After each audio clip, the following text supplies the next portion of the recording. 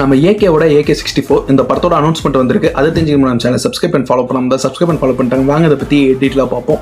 நம்ம AK fans ரொம்பவே ஈகராக wait பண்ணிட்டு இருந்தாங்க இந்த ஒரு அனௌன்ஸ்மெண்ட்டுக்காக. இப்போ டைட்டிலோட ஒரு அனௌன்ஸ்மெண்ட் விட்டுருக்காங்க.